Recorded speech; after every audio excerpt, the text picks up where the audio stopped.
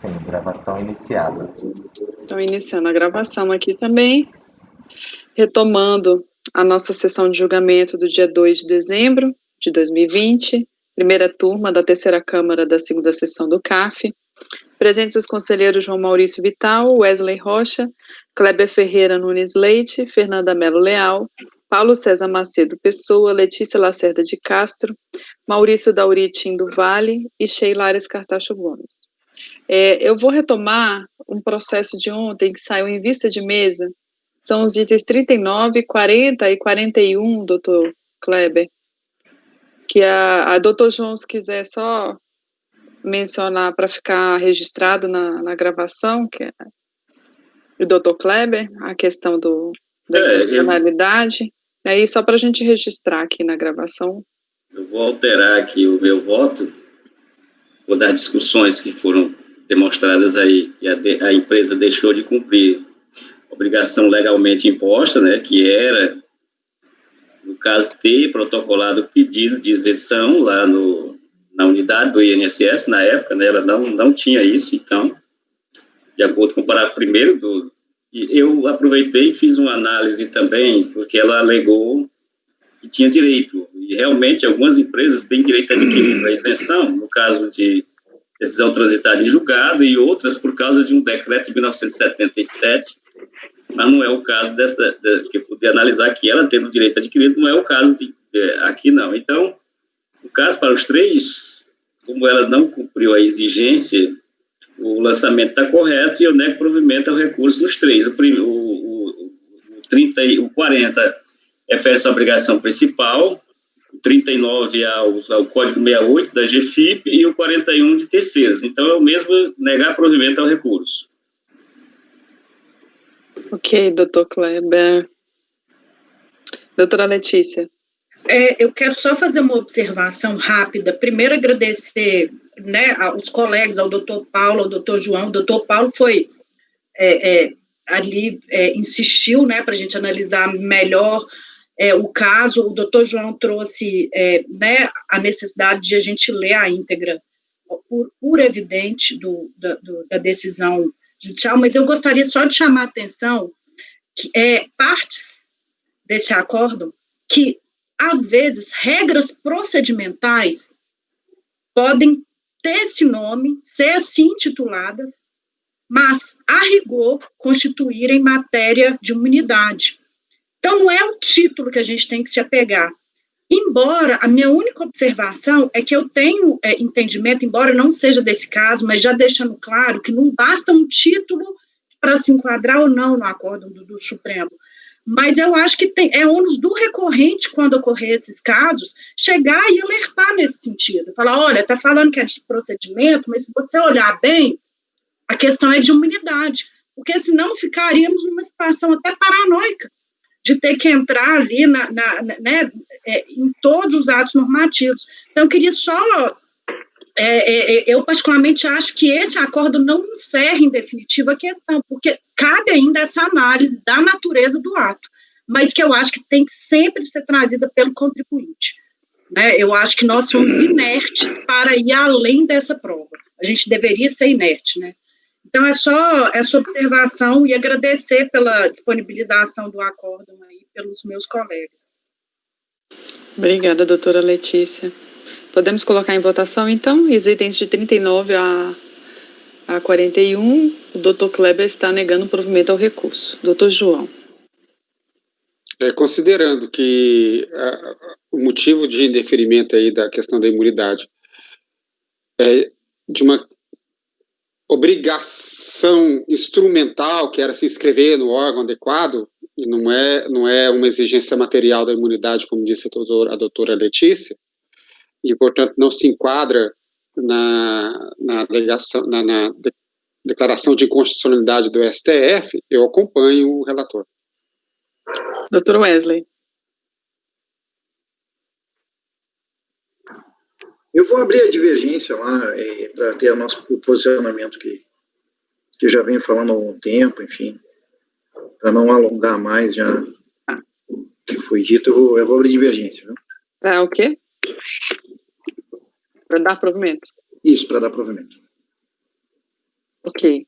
Doutora Fernanda. Acompanho o relator. Doutor Paulo. Acompanho. Doutora Letícia. Acompanho o relator. Doutor Maurício. Também acompanho. Eu também acompanho. Então, ficou acordo aos membros do colegiado, por maioria de votos, em negar provimento ao recurso. Vencido o conselheiro Wesley Rocha, que deu provimento. Então, esses foram os itens de 39 a 41. Eu estou querendo priorizar os processos do João, porque o João não estará conosco em janeiro nem em fevereiro. Eu não queria deixar os processos dele para março. Então, doutor João, como você não tem sustentação oral, vamos priorizar os seus e aí depois a gente retoma a sequência da... Os meus tendem a ser bem rápidos, viu? É tudo de previdência. Os de previdência, tudo pelo de menos. previdência. Então vamos lá. Quase tudo. Acho que tem um de imposto de renda lá na frente. Qual que a senhora quer aí? Pode me dizer. Na ordem da pauta, como é que é? Pode ser na ordem. O próximo é o 66, Luiz Henrique? Não tem de ontem? Acho que tem de ontem. Eu te falo aqui já. Deixa eu ver. Não, tem de ontem. Tem 61, 62, biscoitos, Cosme e Damião. O último que eu julguei, do meu, que foi julgado ontem, foi aquele posto, município, fundação. A gente julgou 49? Julgou, né? Então agora é o 61. 49 foi julgado, doutora Sheila? Não. Então o 49 é o próximo. 45 foi, né? Fundação de apoio foi, me lembro. A gente parou que a gente não foi no JBS do... Tá, então é 49 o próximo. É o 49 o próximo, sim. Vamos lá. Processo 49. Contribuição previdenciária sobre abono pago em decorrência de dissídio coletivo. O orçamento foi impugnado, a impugnação foi considerada parcialmente procedente, havendo sido reconhecida a decadência do período de 2003. Recurso voluntário que se arguiu que o abono, só isso foi arguído, o abono, por estar previsto no acordo coletivo como verba indenizatória, não comporia o salário de contribuição. Essa é a alegação. Bom, acho que dá para ler só a parte amarela. Em resumo, a base de incidência tributária é definida pela legislação e não por acordos ou convenções, ainda que celebrados nos termos da legislação trabalhista. A exclusão, pois, do abono requer, como prevê a linha J do inciso 5º do artigo 214 do decreto 3.048, previsão legal específica, o que não é o caso dos autos. Embora eu tenha o mesmo entendimento da decisão recorrida quanto à incidência da contribuição previdenciária sobre abono único, curvo-me por imposição regimental o entendimento do ato declaratório do PGFN 16. Nesse caso, o fato do abono ter sido pago em 2 parcelas em todos os anos em que ocorreu, não desnatura, ao meu ver, o caráter não habitual a que se refere o ato declaratório 16. Porque o ato declaratório 16 diz que é o abono único. Nesse caso, ele não foi propriamente único, ele foi definido como único na convenção, mas pago dividido em 2 parcelas. Então, eu dou provimento ao recurso. Ressalto que não concordo com o parecer, mas é vinculante, então eu dou provimento ao recurso. Alguém tem algum questionamento? Doutor Wesley, como vota? Eu acompanho.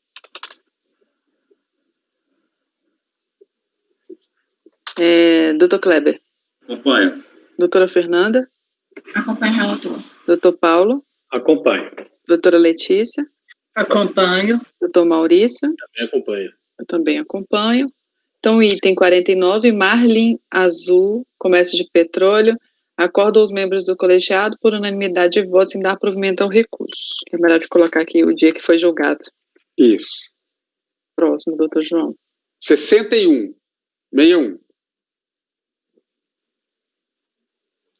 Biscoitos Cosme e Damião.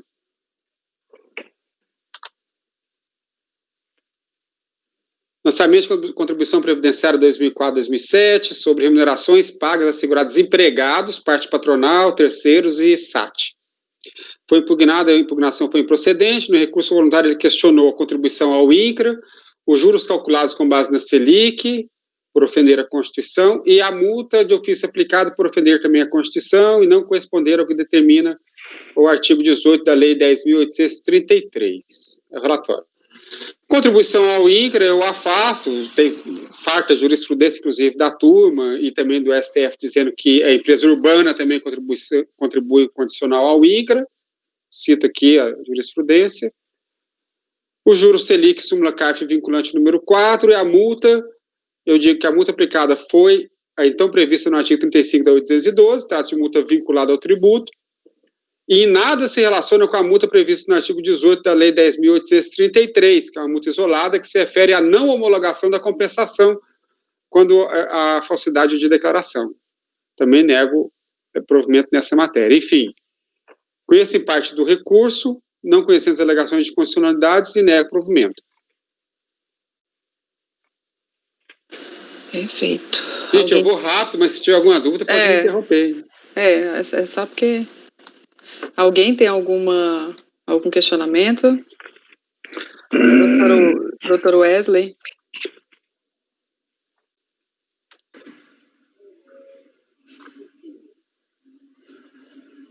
Doutor Wesley? Eu acompanho. Doutor Kleber? Acompanho. Doutora Fernanda? Acompanho. Doutor Paulo? Acompanho. Doutora Letícia? Acompanho. Doutor Maurício? Também acompanho. Eu também acompanho. Então, acordam os membros do colegiado, por unanimidade de votos,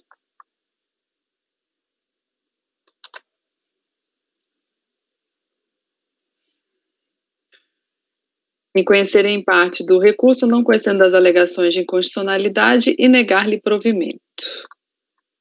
Esse foi o item 61, Biscoitos Cosme Damião. O próximo é o 62. 62, lançamento, é só recurso de ofício abaixo do limite de alçada. Não conhecer do recurso. De pronto verifico que está abaixo do limite, não conheço o recurso, de ofício. Ok, alguém tem algum questionamento? Doutor Wesley, como vota? Eu acompanho. Doutor Kleber? Acompanho. Doutora Fernanda? Acompanho. Doutor Paulo? Acompanho. Doutora Letícia? Acompanho. Doutor Maurício? Acompanho.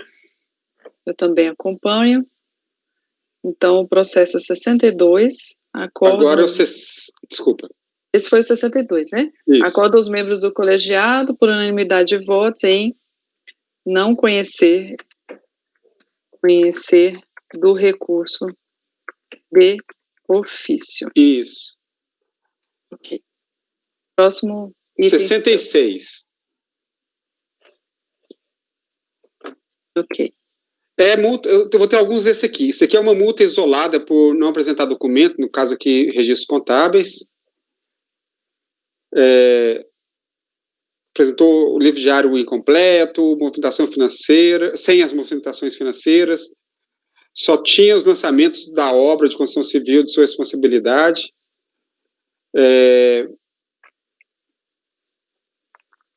Contribuinte solicitou relevação da multa, porque teria corrigido a falta no prazo, ela é primária, etc. Também solicitou que fosse isso na impugnação, fosse cancelado, tendo em vista que a multa deveria ser aplicada no valor mínimo do decreto 3.048, que contribuinte não pode ser lançado ao CIPOAL Legislativo Previdenciário para tentar localizar o fundamento legal da correção, porque ele alega que os fundamentos legais descritos, que são muitos, estavam muito prolixos para ele entender. Era muita legislação. Isso teria cessado o direito de defesa. Solicita anulação do auto de infração e subsidiariamente aplicação da multa no valor de 6.361. A impugnação foi considerada improcedente, apresentou o recurso em que ele alegou relevação da multa, subsidiariamente para que seja lançada a multa no valor mínimo do decreto, que é 6.361, e, eventualmente, alternativamente, a redução da multa. Eu deixo claro que a multa foi aplicada no valor mínimo, que o valor não é esse 6.300, porque ele é atualizado com base na portaria do ministro da Previdência, número 142 de 2007, a lei já prevê essa atualização. Ao contrário do que afirmou o recorrente, o artigo 102 da 8.212 estabeleceu que os valores constantes daquela legislação deveriam ser reajustados aos mesmos itens aplicados aos benefícios previdenciários, que é o que atualiza essa portaria do ministro aí. Quanto à relevação ou atenuação, a multa com base, da multa com base, respectivamente, nos artigos 291 e 292 do decreto 30.048, coaduna com o que consta do acordo recorrido, que esclareceu a impossibilidade da concessão desses favores, porquanto não houve a correção da falta até o prazo da defesa. O contribuinte apenas juntou os documentos exigidos na intimação e que deram aso ao lançamento por ocasião do recurso voluntário. Se ele tivesse feito até a impugnação, teria sanado tempestivamente a falta. Registre-se que não se trata de analisar o teor do livro contábil juntado ao recurso. Ele diz, não, estou juntando aqui, o livro está certo, a minha contabilidade está certa. Só que aqui a gente está analisando a multa por não apresentação tempestiva. Para constatar se o registro está certo ou não. Ainda que o documento esteja ígito e correto, sua apresentação intempestiva não tem o condão de emitir a multa lançada. Então, eu nego provimento ao recurso. Ok. Alguém tem algum questionamento? Dr. Wesley? Eu acompanho o relator. Dr. Kleber? Acompanho. Doutora Fernanda? Acompanho. Dr. Paulo? Acompanho. Doutora Letícia? Acompanho. Dr. Maurício? Eu acompanho. Eu também acompanho. Então, item 66, acordam os membros do colegiado por unanimidade de votos em negar provimento ao recurso. Também do Dr. João, 67, River. Isso. Como diz o River. Dr. João, River. River. Vamos lá. Também é obrigação acessória. Deixou de exibir a receita, escrituração contábil também, mesmo fato do outro. Do ano 2005, bem como livro caixa, registro de inventário. Também não exibiu folhas de pagamento, enfim, documentos. A impugnação foi improcedente, no recurso voluntário ele arguiu nulidade do lançamento por vício no MPF, mandado de procedimento fiscal, a nulidade do lançamento por cessamento de direito de defesa, a inconstitucionalidade do lançamento por ofensa ao princípio da legalidade, a impossibilidade de apresentação de documentos exigidos por terem sido objeto de busca e apreensão em operação policial. Esse é um caso interessante, que agora eu me lembrei. E a inconstitucionalidade da multa por afrontar o princípio da vedação ao confisco. Não conheço das questões de inconstitucionalidades. Na preliminar de nulidade, as nulidades são os artigos 59, o recorrente alegou que o MPF não teria observado o artigo 3º da portaria 4.328, artigo 3 da 4.328, ou seja, que o MPF teria expirado e, portanto, teria ocorrido a preterição do direito de defesa. Não vejo essa nulidade. Sobretudo quanto à limitação do direito de defesa, o recorrente pôde exercer plenamente contraditório e obteve todas as informações necessárias para o exercício do direito de defesa, o que de fato fez, com a apresentação da impugnação e do recurso. Ademais, como já decidido por essa turma inúmeras vezes, o MPF é apenas um instrumento de controle administrativo. O lançamento, enquanto atividade plenamente vinculada, não decorre do MPF, mas da lei. Invoca o acórdão tal da Câmara Superior que trata dessa matéria. Por fim, o prazo para a constituição do crédito tributário está definido no artigo 151, 7.3 do CTN e não na legislação que regula o MPF. O recorrente também alegou cessamento de direito de defesa por ter havido erro grave na formação de valores para a base de cálculo do imposto, fecha aspas. Mas não demonstrou que erro seria esse, muito menos qual teria sido o alegado prejuízo à sua defesa. Denego, pois, o pedido de nulidade por inobservância do prazo do MPF e por cessamento de direito de defesa. No mérito, em 7 de janeiro de 2010, o contribuinte foi intimado, mediante termo de início de fiscalização, a apresentar no prazo de 20 dias documentos tais, está nas folhas tais. Em 4 de março de 2010, foi intimado a apresentar a relação anual, a RAIS, a Relação Anual de Informações Sociais. Os prazos para cumprimento das intimações venceram respectivamente em janeiro de 2010 e março de 2010. O recorrente alegou que não poderia apresentar os documentos e informações solicitados pela autoridade fiscal porque teriam sido objeto de busca e apreensão no âmbito da operação policial denominada Operação Saúva. Juntou o que seria parte de uma decisão judicial determinando essa apreensão nas florestais. Ocorre que o documento juntado não esclarece quais documentos teriam sido apreendidos e a que período se referiam. Não é possível saber se são os mesmos exigidos no curso da ação fiscal. Consultando informações da operação policial na internet, verifica-se que os mandados foram executados em 2006. Entretanto, as intimações são de 2010. Passados 4 anos, é improvável que os documentos não tivessem sido restituídos, ou, pelo menos, que o contribuinte não tenha feito gestões no sentido de recuperá-los. Portanto, não vejo como reformar o acordo recorrido nessa matéria, razão pela qual reproduzo e assumo como meus fundamentos. Basicamente é isso. Ele está dizendo que os documentos que teriam sido apreendidos, talvez em 2006, porque ele não apresenta a data da apreensão, eu consultei na internet, os mandados são de 2006, e que esses documentos não tivessem sido recuperados 4 anos depois. Ou pelo menos que a empresa não tivesse solicitado esses documentos. E nem sequer aponta aqui que os documentos seriam os mesmos documentos apreendidos. Enfim, o recorrente não logrou comprovar que estava, de fato, materialmente impossibilitado de apresentar os documentos exigidos.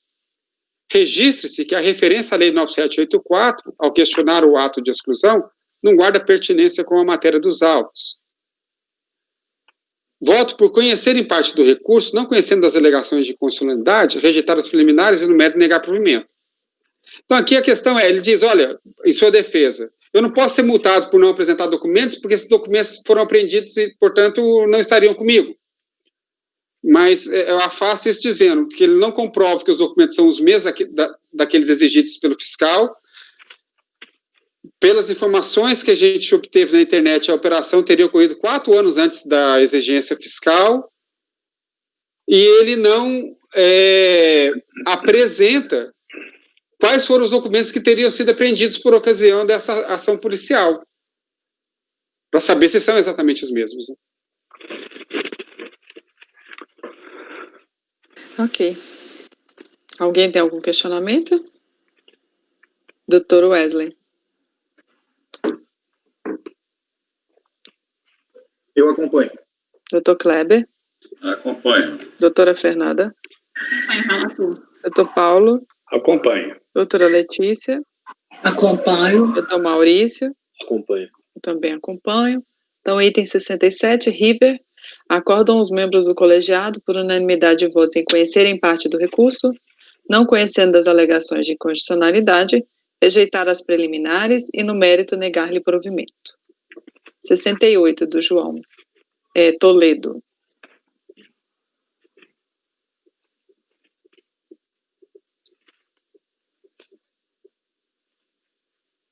Também a obrigação acessória deixar de apresentar documentos também, nesse caso, rescisões de contrato de trabalho, receio de pagamento de salário, aviso prévio, férias, etc., dos empregados, dos segurados, referente a 2013, o ano 2013.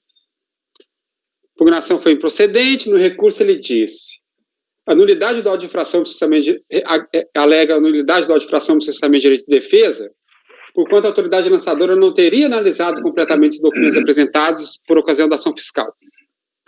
A nulidade do lançamento e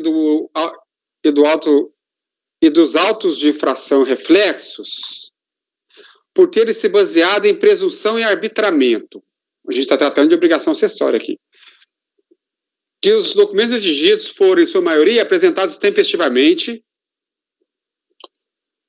sendo que alguns documentos faltantes, anexados à impugnação, foram anexados à impugnação e outros ao recurso voluntário. E a necessidade de conversão do julgamento em diligência. Isso é relatório.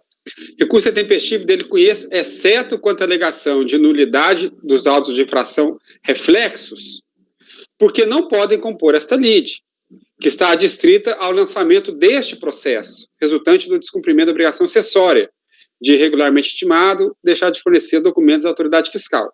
Então, não dá para a gente analisar a nulidade de outros autos de infração que não estão nos autos, que é o que ele pede, são os reflexos. Então, não conheço essa matéria. Das nulidades.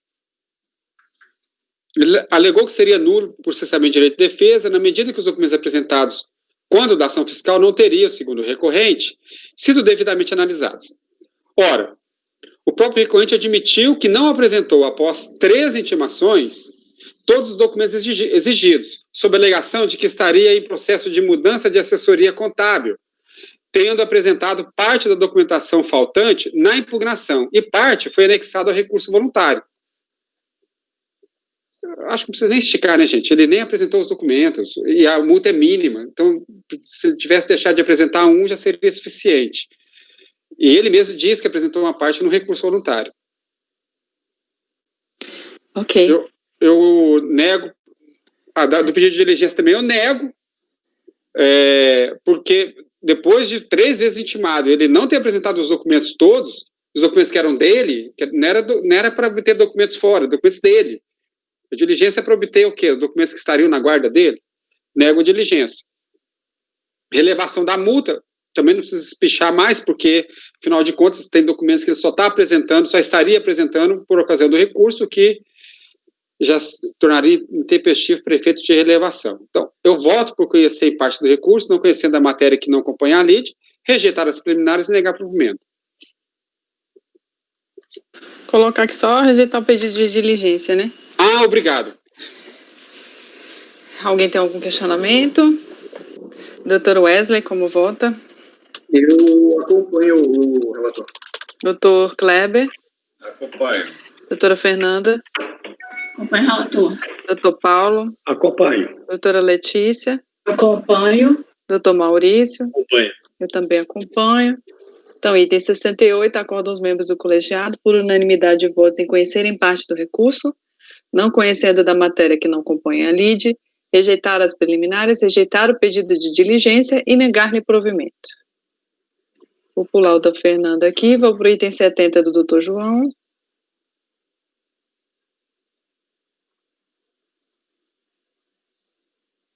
Muito bem. Companhia de limpeza. Multa por descumprimento de obrigação acessória, também deixar de apresentar, embora devidamente intimado, as informações cadastrais, financeiras, contábeis em meio digital. O orçamento foi impugnado, a impugnação foi considerada improcedente, no recurso ele alegou, essencialmente, a ausência de responsabilidade. O recorrente foi atuada por não ter recolhido as contribuições sociais relativas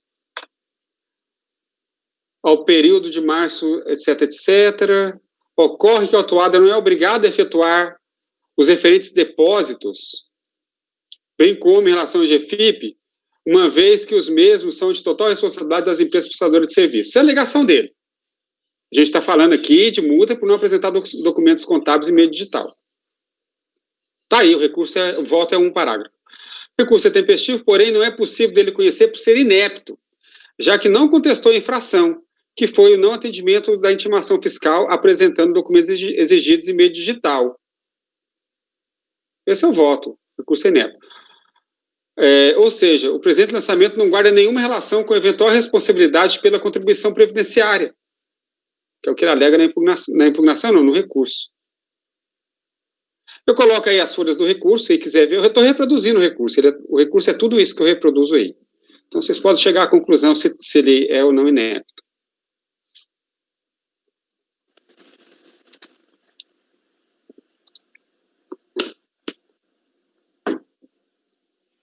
Alguém tem algum questionamento? Doutor Wesley? Eu acompanho o relator. Doutor Kleber? Acompanho. Doutora Fernanda? Acompanho o relator.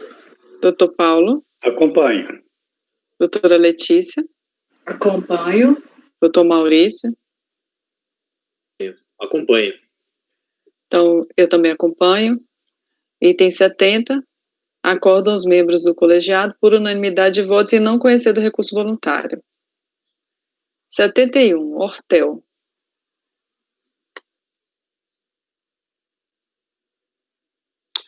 Muito bem. A emenda desse é maior, vamos ver.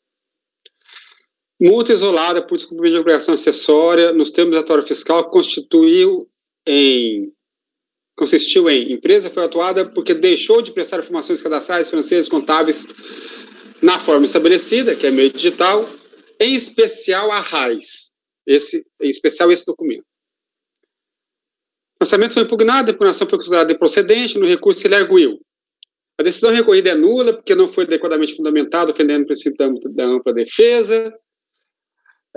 A decisão recorrida é nula, porque incorreu em omissões e contradições, que houve ofensa ao artigo 152 CTN, porque não teria sido calculado o montante devido, alegou a decadência, pediu a relevação da multa aplicada, inconstitucionalidade da multa por ofensa ao princípio da vedação ao confisco, e cálculo da multa com base na medida provisória 449, e ao relatório. Conheço em parte do recurso, porque eu não conheço das alegações de inconstitucionalidades e ofensa a princípios constitucionais, súmula caput número 2, também não conheço das alegações relacionadas à aferição indireta e à base de cálculo da contribuição previdenciária, porque não fazem parte da lide destes autos, porque aqui a gente está tratando da multa isolada, não tem... Ele deve ter copiado e colado do recurso do processo da obrigação principal, porque ele fala lá de aferição indireta. Nulidades. O requerente alegou nulidade da decisão recorrida porque não teria sido adequadamente fundamentada, teria incorrido em omissão em relação às matérias impugnadas, inclusive quanto à apreciação das provas, e em contradição do acordo recorrido em relação ao que consta no relatório fiscal e ao auto de infração. Veja só, não é contradição interna do acordo. A rigor, as alegações do recorrente são genéricas, pois não apontam qual foi o item da impugnação que teria deixado de ser apreciado ou onde estaria a contradição interna no acordo recorrido. O acordo recorrido é repleto de fundamentos legais a refutar todas as matérias trazidas na impugnação e não constatei qualquer contradição interna no julgado e nem contradição entre o auto de infração e o relatório fiscal. O que em si também não suscitaria nulidade, se não for contradição interna. Pois todos são uniformes ao apontar a falta e atribuir a sanção. Enfim, o recorrente não logrou comprovar a existência de qualquer vício no acordo recorrido e limitou-se a argumentar por nulidade sem, entretanto, apontá-las precisamente na decisão ACO. Quanto ao cerceamento do direito de defesa, alegou ainda o recorrente. O auto de infração lavrado ofendeu o disposto no artigo 37 da 812, que, como pode ser observado no seu bojo e anexos. A autoridade fiscal não discriminou em nenhum dos anexos integrantes da notificação de lançamento quais informações cadastrais, financeiras, contábeis deixaram de ser prestadas, em qual exercício as informações deixaram de ser prestadas, o que flagrantemente fere o dispositivo supracitado, impedindo que o recorrente pudesse se defender. É incontestável, conforme se comprova da informação fiscal, folhas 91 a 94. Aí eu digo, não há como afastar a conclusão do acordo recorrido sobre a questão. Eis que o contribuinte sabia e sempre soube qual foi a falta cometida, não apresentar a raiz do período fiscalizado. Tanto é que apenas se defendeu desse fato, como apresentou... Tanto é que não apenas se defendeu desse fato, como apresentou os recibos de entrega das RAIs junto com a impugnação. Reproduzo o trecho do acordo recorrido que assumo como minhas razões. Tem vários grifados importantes aqui. Aí diz, o contribuinte foi devidamente intimado no dia do meu aniversário, em 2007, 28 de maio de 2007. A empresa foi reintimada em 14 de 6 de 2007 para apresentar os documentos, entre eles a RAIs. Então, ele foi intimado em 28 de maio de 2007 a apresentar outros documentos e a RAIs. Depois, em 6 de 2007, outros documentos também a RAIs. Explica aqui a decisão que a RAIs é documento obrigatório por lei. Desse modo, caberia ao contribuinte a apresentação das RAIs elaboradas pela empresa para o período solicitado. Portanto, em que pese os argumentos da autuada e as informações fiscais de folhas tais, é porque tem aqui uma informação fiscal, essa de folha 91 e 94, agora eu me lembrei, é uma informação, não é a informação fiscal do lançamento, não, é porque houve uma diligência, aí dessa diligência decorreu essa informação fiscal, dizendo exatamente o que o contribuinte está dizendo aqui. Olha, o fiscal lá no lançamento não apontou claramente quais eram os documentos. Aí a decisão diz, não, ele apontou sim, é a RAIs.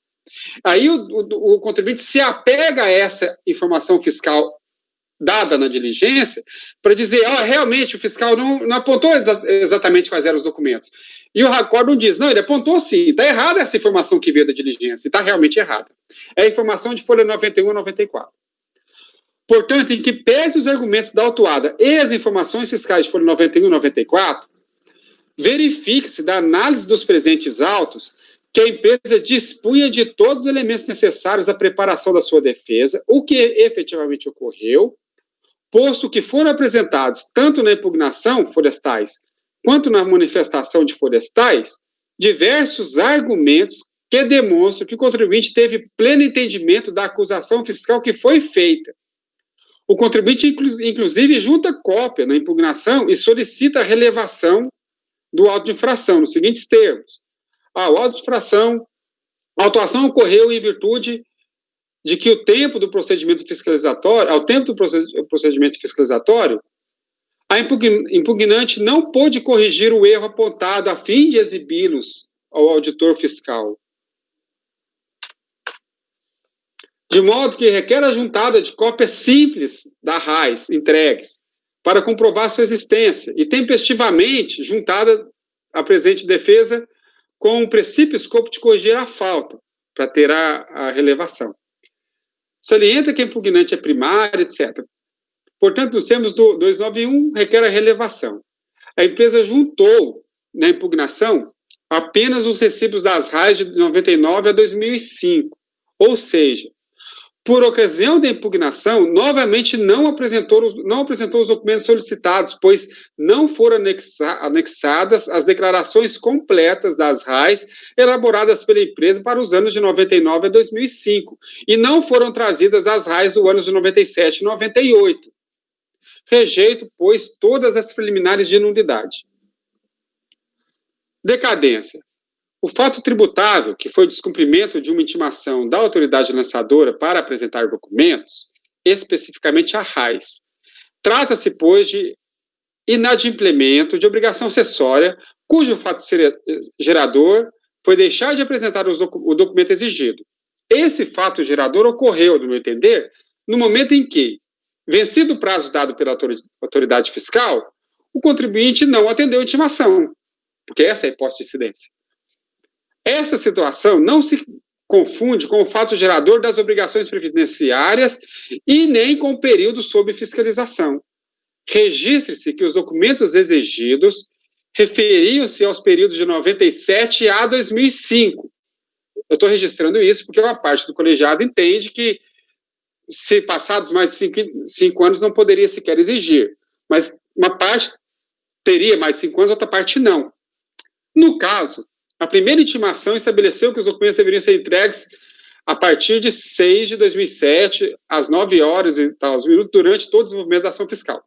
A segunda intimação determinou a entrega dos documentos a partir do dia 18/6 e durante todo o desenvolvimento da ação fiscal. Portanto, o fato gerador ocorreu no dia do término da ação fiscal, que é o fim do prazo dado pela autoridade fiscal para receber os documentos.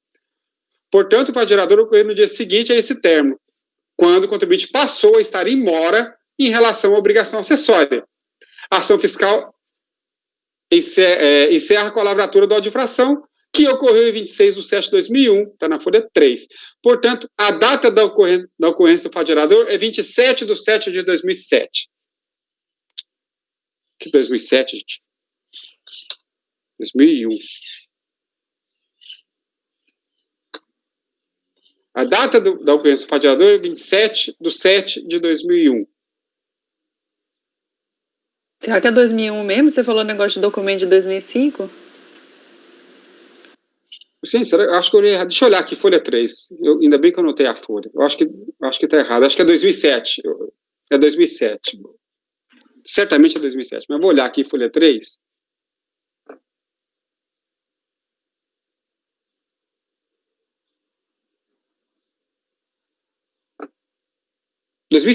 Desculpa. Então é 2007.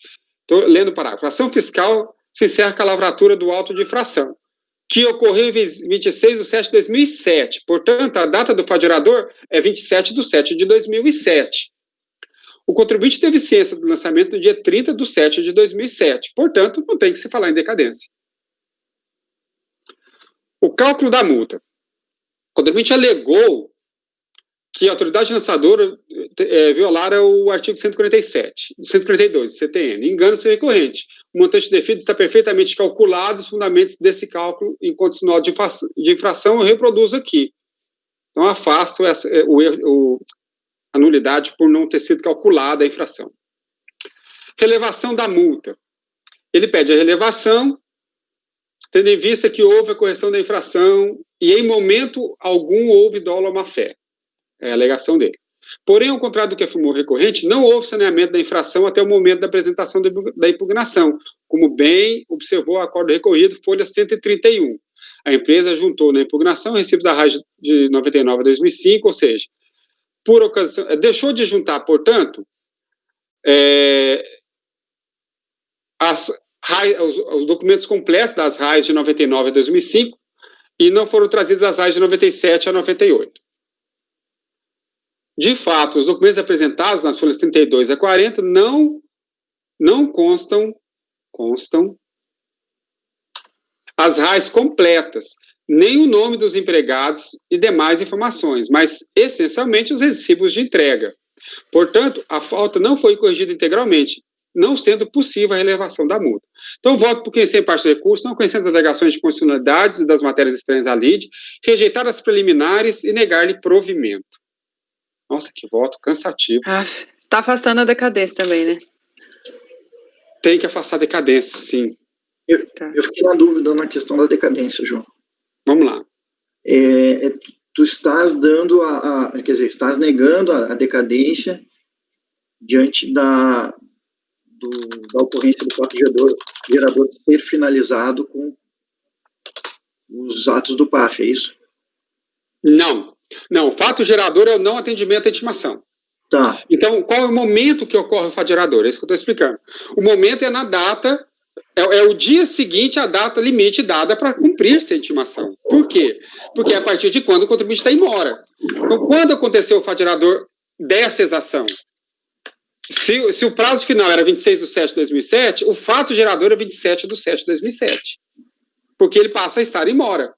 Antes disso, não ocorreu a hipótese de incidência, que é o descumprimento da intimação. Porque ele poderia cumprir até o dia 26 do 7. No dia 27 do 7, configurou-se a hipótese de incidência. Ocorre o fato gerador. Ora, se o fato gerador é 27 de 7 de 2007 e o lançamento se deu 3 dias depois, 30 de 7 de 2007, não tem decadência. Eu fiquei na dúvida quanto a isso. Se seria na data da intimação ou na data que ele constitui-se em mora. Eu acho que talvez eu tendo a ficar com a data da intimação. Não, porque a hipótese de incidência descrita na legislação é não atender a intimação. Ora, quando é que configura o não atendimento? Quando vencido o prazo dado para se atender. Porque enquanto existe um prazo para se atender a intimação, não pode dizer que o contribuinte não atendeu. Não ocorreu a hipótese de incidência. Porque ele não está no prazo para atender. Então, não entendo que seja a data da intimação, não. Eu entendo que seja fim do prazo dado para cumprir a intimação.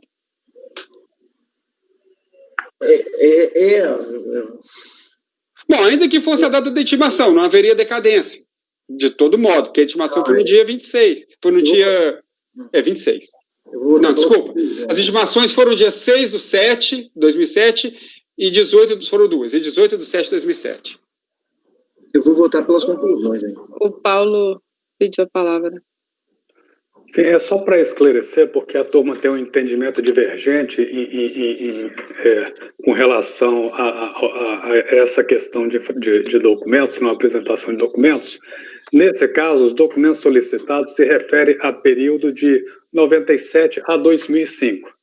Então, não atender um documento está justificada a infração para todo o grupo, entendeu? Então, não teria nenhuma divergência nesse caso aqui. Eu não lembro do João ter abordado, mas se abordou... Está no primeiro parágrafo aqui que eu trato da decadência. Eu trato... Ele citou, ele até falou, eu vou falar essa questão que a turma tem divergência. Eu estava lendo outra coisa, não percebi na hora, então. Não, Então, ele comentou, e aí ele explicitou que tinha o 2005, que estaria dentro, como foi 2007, né, a lavratura do auto de infração, estaria dentro dos 5 anos, né. Mas obrigado, doutor Paulo. Então, com o relator, ou não sou eu ainda, né? Vou botar em votação, então, doutor Wesley. Eu vou votar pelas conclusões aí, respeitando toda a argumentação do relator, mas eu ainda tenho minhas dúvidas sobre isso, viu, João? Doutor Wesley, só fazendo uma observação, isso foi bem destacado quando a gente estava fazendo aquele treinamento aí que é esse treinamento que a segunda sessão deu para a gente esses dias, que é uma falta que eu já cometi, que ao votar pelas conclusões, a gente tem que apresentar a declaração de voto. A gente teve um problema porque a divergência, aquilo que não, por exemplo, nesse caso aqui, aquilo que o senhor não concorda, tem que estar registrado. Por quê? Porque a sua tese, por exemplo, o senhor concorda que o fato gerador foi uma outra data, por exemplo. A sua tese poderia ser acompanhada por outros membros do colegiado. E pode ser, inclusive, objeto de recurso especial. Então, eles destacaram a necessidade de se fazer declaração de voto para poder dizer por que está votando pelas conclusões. E mais, se tiver vários votos pelas conclusões, o recurso especial pode ser interposto com base na tese majoritária desses que votaram, que seriam diferentes da tese do relator. Mas a gente teve um processo do Maurício que retornou, que todos nós, foi aquela da multa confiscatória, que o Maurício entendia que não era o caso de aplicar a súmula CAF número 2 naquele processo, todos nós votamos pelas conclusões. E aí, nesse caso, pelo regimento, e aí mandaram para ele corrigir a decisão, falava-se que o relator tinha que reproduzir a tese majoritária, que no caso foi do colegiado. E aí Sim. O Maurício teve que reproduzir. Mas no caso de minoria, no caso seu, que você votou pelas conclusões, só você, é a questão de apresentar a declaração de voto, como o doutor João falou. Então como a gente fazia? Porque geralmente o que a gente colocava? Colocava no dispositivo, só votou pelas conclusões para dar decadência a partir da intimação, por exemplo. Não pode mais. Não. Essa seria a tese. Não é que não pode mais, nunca pôde, né? A gente fazia errado. Mas aí a Fazenda vai recorrer disso que eu estou fazendo? Porque se é uma tese minoritária, vai recorrer do quê? No caso do Maurício, que todo mundo foi pelas conclusões, ia fazer diferença, né? Sim, faz enorme diferença. Não teria sentido eu apresentar. É provável que devolva o processo para correção, entendeu? Se fosse isso. Daqui a pouco vão começar a devolver. Eles vão começar a devolver depois desse curso aí, viu? Só avisando. É só dizer o que não concorda. Assim, e tem sentido, porque às vezes a sua tese, que chega no mesmo resultado, mas por um caminho diferente, por isso eu voto pelas conclusões, por exemplo, aqui, não teria decadência, nem se considerar o fato gerador a data da intimação e nem se considerar o que eu considerei que é a data seguinte ao prazo para entrega. Em nenhuma hipótese teria decadência. Beleza. Só que são caminhos diferentes. Se o colegiado todo entender como o senhor, o resultado vai ser o mesmo. Só que pode a Fazenda recorrer da tese e dizer, não, está errada a tese desse colegiado que admitiu, por exemplo, a data da intimação como fato gerador. Porque essa matéria é recorrível. Eu entendi, mas eu entendi que seria quando fosse a tese vencedora. E não a tese minoritária. Porque tu não vai recorrer daquilo que tu não ganhou, por exemplo. Você vai perder. Você vai recorrer do que perdeu, não do que ganhou. Sim, mas como vai saber se é minoritário ou não? O senhor é o primeiro a votar, os outros não votaram. Nós vamos saber. E o pior, os outros podem votar pelas conclusões, até pelas conclusões divergindo do caminho que eu adotei, mas também divergindo do seu. Por outro motivo. Por outro motivo. Eu tinha entendido que eu tinha que fazer a declaração de voto se a minha tese fosse vencedora. Foi isso que eu entendi. Não. Sempre que se votar pelas conclusões, tem que dizer, tá, eu concordo com a decadência, mas não concordo que o fato gerador é esse, o fato gerador é outro. Ainda que também esteja decaído, o fato gerador é outro.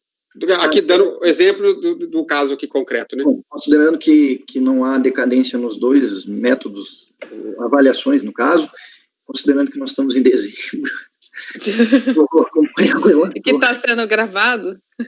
Não, porque se por exemplo, a minha posição desse alguma divergência e viesse assim aí acometida a questão da decadência, e aí o senhor entende que não teria, porque seria a partir do dia seguinte a moratória do contribuinte, aí ok, eu faria a declaração de voto, né? Mas eu acho que, como não vai fazer diferença alguma, mesmo que eu saia perdedor, no caso, se a minha tese desse a decadência e eu saísse perdedor, ok, eu faria igual a declaração. Mas, como não vai fazer diferença nenhuma, vamos poupar a fadiga. Doutor Kleber. Doutora Fernanda. Acompanho o relator. Doutor Paulo. Acompanho. Doutora Letícia. Acompanho. Doutor Maurício. Eu também acompanho e agradeço aí ao doutor João e à doutora Sheila por clarificar essa história aí, porque a gente precisa sempre ter os fundamentos, pelo menos, das conclusões. Senão a gente fica perdido, tem que voltar para ver A gente ficou assistindo o vídeo, uns 40 minutos de vídeo, para saber o que ia escrever, né, Maurício? 11 horas da noite. Eu, pelas conclusões, manda um parágrafo para o relator para ele não sofrer. Ou então manda um parágrafo que aí o relator coloca no voto dele qual foi. O doutor Wesley votou da seguinte forma, entendeu? Também resolveria. Resolveria, mas aí eu acho, doutora, pode ser assim. E pelo manual tá falando que é o relator que tem que falar. Sim, mas eu acho assim meio... Eu acho uma... Como é que eu vou dizer? Embora seja a responsabilidade do relator, eu acho que quem votou pelas conclusões e sabe por que está votando pelas conclusões, faz o seu voto para facilitar o trabalho do relator, é por isso. Sim. Eu, por exemplo, quando eu votar pelas conclusões, a partir de agora eu vou começar a fazer, porque o relator já tem que formalizar a voto, já tem que colocar, mandar para a conferência, tem muito mais trabalho em relação ao que ele vota. É muito mais fácil ele anexar a minha declaração prontinha ali do que parafrasear o que eu disse. Sim. É isso que eu estou dizendo. Eu acho que é sacanagem com o relator, é isso. Eu também acho. Eu acho que isso não era obrigação do relator, não, mas enfim. Então, eu parei em quem a votação? Sim. No Maurício, eu acompanho. Então, item 71, acordam os membros do colegiado, por unanimidade de votos, em conhecerem em parte do recurso, não conhecendo as alegações de inconstitucionalidade das matérias estranhas à lide, rejeitar as preliminares, afastar a decadência e negar-lhe provimento. Dos seus, agora de manhã, faltam quantos, João? José Ademir, Best, Clínica. Quer fazer? É tudo rapidinho. Ainda tem mais, tem 80, 81. Bom, vocês que sabem. Eu concordo. Se podemos voltar depois do almoço e terminar os meus também. Porque aí já... Ou amanhã, se vocês quiserem. Se a gente chegar 10 minutos antes hoje, se der para todo mundo, termina tudo. A gente está com a pauta bem complicada, viu? Vamos chegar 10, 15 minutos antes para a Natália. Porque assim, a pauta da tarde a gente tem uma sustentação do item 117. Se quiser tocar, toca. Se quiser voltar mais cedo, eu volto também. Vocês preferem continuar agora ou voltar mais cedo? Olha, Por mim, tanto faz. Podemos continuar também. Em condições normais, diria que para mim tanto faz. Mas eu tenho o negócio da minha coluna agora, meio-dia e 15, então para mim... Então a gente para agora e interrompe a gravação. Espera aí, a gente interrompe e vê como é que vai ficar aqui. Vamos interromper.